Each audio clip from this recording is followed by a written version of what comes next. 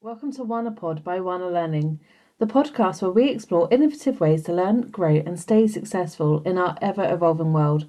I'm your host, Nisa Barrell, and I'm thrilled to have you join me on this journey. In today's episode, we are joined by someone I'm truly inspired by, Emily Abeydeera, a senior concept artist known for her work in the games industry for Disney, Amazon Games, Activision, Blizzard King, along with illustration for Disney Lorcana TCG. Hello, Emily. Thanks for joining us today. I just want to kick off with asking what inspired you to become an artist, and in particular, a concept artist? Just being a child and going through all the experiences of seeing loads of media for the first time, like reading books for the first time, seeing movies for the first time, and playing games, of course, for the first time. I remember having a conversation with one of my peers in school, and he told me about concept artists, and they were the people who actually create the characters and create the environments that go into movies, and it just blew my mind because I never knew that was a job. I didn't know how media gets created, and I just knew at that point in science class that I was going to be a concept artist. That's amazing. And one of the things I find quite inspiring as well, one of the things I found inspiring from you is that you quite knew all the way along you wanted to do something creative and you wanted to do something artistic. And as somebody that's been kind of desk-based for a lot of my life or out on building sites, it's actually amazing to have seen kind of you pursue this career, actually something that you've been inspired by and that you've kind of really engaged with. So what would a typical day in the life of Emily look like?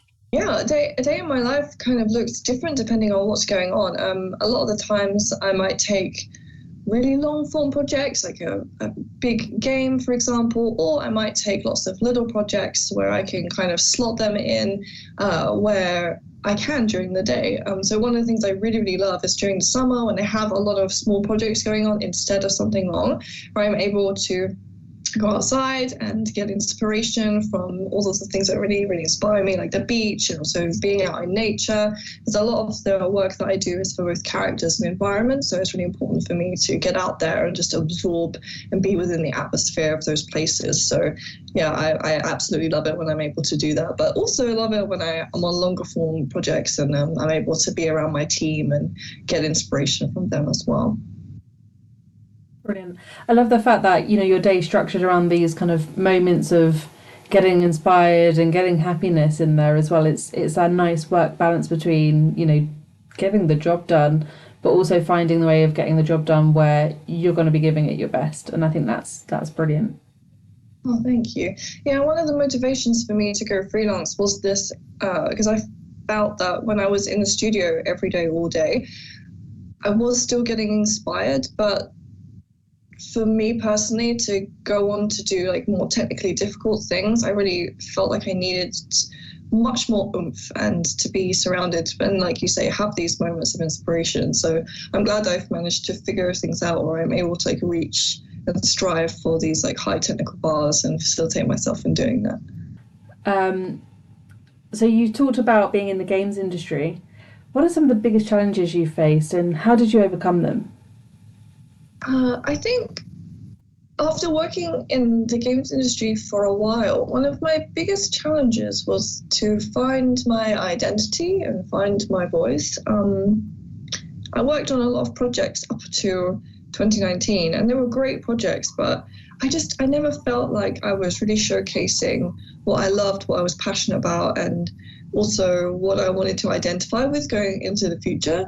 So I really had to take a step back and detach myself from those projects and just really try to focus on what do I like, what do I enjoy.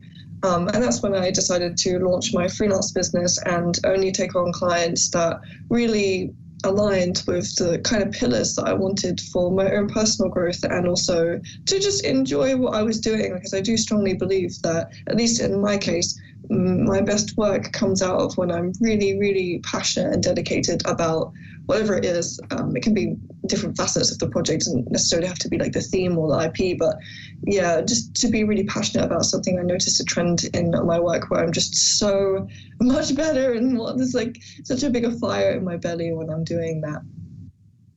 That's incredible. One of the things I really liked is that a challenge that you faced was actually thinking, well, actually, how do I take myself a step further? How do I enable myself to really embody the values that I have and the kind of things that interest me. So the fact that you've not only recognise that, which is it's quite a difficult thing to do in the first place, but then be able to go, do you know what? I'm just going to create my own business and I'm going to find the clients that align. That's such a brave step, and it's something that I love to see women do.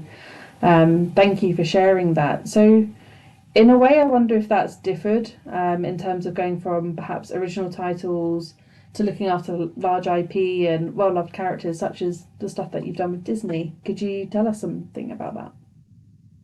Yeah, I think it takes. It's a really fun one, but it's also a really precious one as well, because a lot of the times these incredibly well-loved characters like Mickey Mouse and Crash Bandicoot especially as well, they really hold something special for people. Those people who really enjoyed them for whatever period of time that maybe they were kids and they were looking up to them or whatnot, or maybe they're still adults and they hold a special place in their heart. You've got to treat these characters with respect, and part of that is not just drawing them. You have to really research them and try to understand the feelings behind those characters, like through and through their personality and how they present themselves, but also how it feels for people commonly to look at them. Like, what does that character invoke, and the impression that they made on people are they famous for in their own universes, and how can you maintain that feeling so that when someone sees it, they're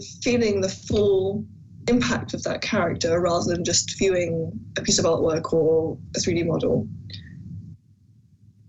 That is so on point. It's one of those that I hadn't really thought of until you've spoken about it, actually, and it does make you think about how, if you took a character like, I don't know, Rupert Bear, every generation's got a kind of, that's not Rupert, this is Rupert. And it's very much kind of that thing as well, isn't it, when you're picking up something that is already such a well-loved character. And I think one of the other things, after listening to kind of you talk about that, is it's one of those challenging things that people don't really think about, that it's like a book. You imagine, like, if you had, a well-known, well-loved book, but it had 20 different people adding chapters to it every couple of years, and how that could really change the feel of the story and how it could really change that experience. And yet you're doing it in the same way with art form, just in a visual concept. Yeah, definitely. So what tips would you have for people about working effectively with a team of creative people? I think one of the strongest things can be to really understand everyone's strengths, and also what they may be trying to grow in, and what they're interested in developing, so that you can make sure that everyone who's working together can really realize their potential and also strengthen each other as just like a team. Some of the projects I really, really enjoy is when I have the opportunity to work with people who can roast me and they see all the things that can be better in my work and strengthen me, and I'm just so grateful to work with such amazing people who I've been able to grow from. That's incredible. One of the things I really liked about that as well is recognizing that actually, I know we were talking about creatives here, but actually there's some points that you've touched on which goes for every industry and every kind of group of people, that actually you get the best from people when you actually help them feel at their best. So just kind of helping to raise that boat with everybody on board, is always going to be fantastic at getting kind of the best exciting work out of people as well. Yeah. So how about a project that you're particularly proud of? Can you tell us about something that's particularly standing out to you? That's a hard question to answer, because a lot of the projects that I work on, I love them all and I'm proud of all of them. I would say in particular, both Disney Illusion Island and Disney Lorcana are two projects that have a really special place in my heart. And for both of them, just the sheer star-studded amount of talent that are on both of those projects, where I owe a lot of my growth and understanding of really particular technical things to both of them, and yeah, I'm just so proud to have worked on them. I love that. So not only is it kind of the heritage of the actual artwork that you're dealing with as well, it's the people around you that have made those projects really stand out. Yeah, I'm so happy that there are so many people on both WANA and Illusion Island that are just great friends of mine. And Kasha, who works on both of those projects with me. And yeah, the people have just been so amazing to work with, and it really, really makes it so much easier to facilitate everything on the project, and growth and just artwork and just that trust that people are going to just perform better and better and help you perform better and better. So, what skills would you say are essential for success in the games industry and especially illustration for games today? And how do you continue to develop your own skills? I would say the number one thing is to always strive to do what you're very, very passionate for. Instead of doing work that you think people want to see, do work that you really want to create. And that's going to make you shine so much more, and to always keep true to your values and the things that you're passionate about and the themes that you really, really want to work on. Because when you start to do that work, and, like I said before, really, for a lot of people, it shines so much brighter when you feel the oomph behind it and that dedication, that passion behind it. Then there are people who are out there who have those projects that are going to get in contact with you. So I would say always strive to grow in the particular areas that you're really dedicated about.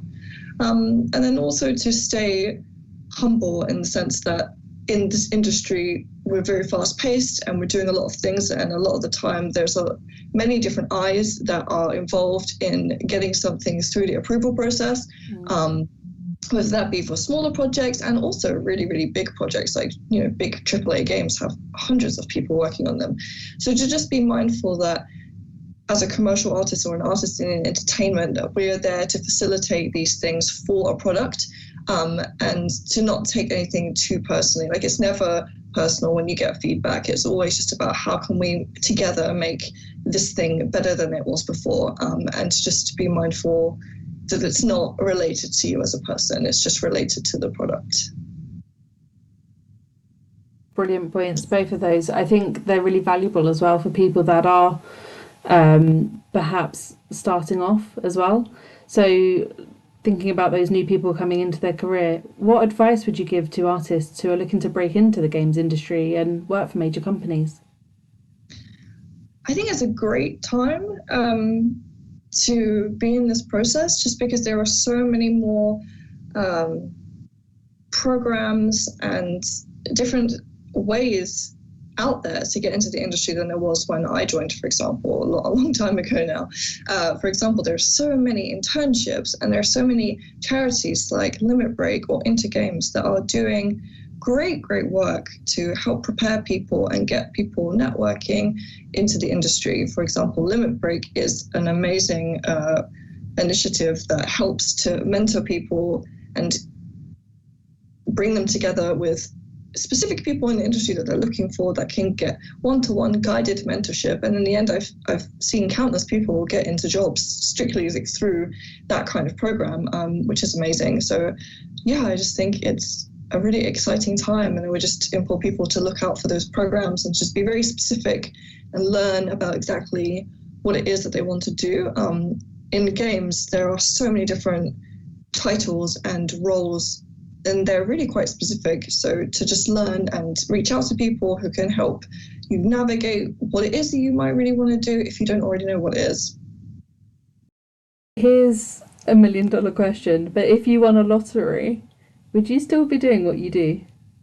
Without a doubt, 100%. I would buy a little house by the sea and just paint until I died. Love it. So I'm sure you'll all join me in thanking Emily for sharing her experiences, her insight and guidance with all of us today. Emily, if people wanted to reach out and connect with you, what's the best way for them to do that? Oh, sure. I am on social media as @MEMYDraws, MEMY Draws, on X and IG, and you can also reach out to me on LinkedIn if you'd like to have more serious conversations about anything in the industry, and you can find me, my name, Emily Abeydeera. Lovely. Thank you so much. That's it for today's episode. Thank you so much for tuning into this episode of WANAPod by WANA Learning. If you've enjoyed today's episode, please subscribe and leave a review and share with your friends. Don't forget to follow us on Instagram or TikTok for more content. Until next time, keep learning and remember, if you follow your passion, you'll be surprised where you can end up.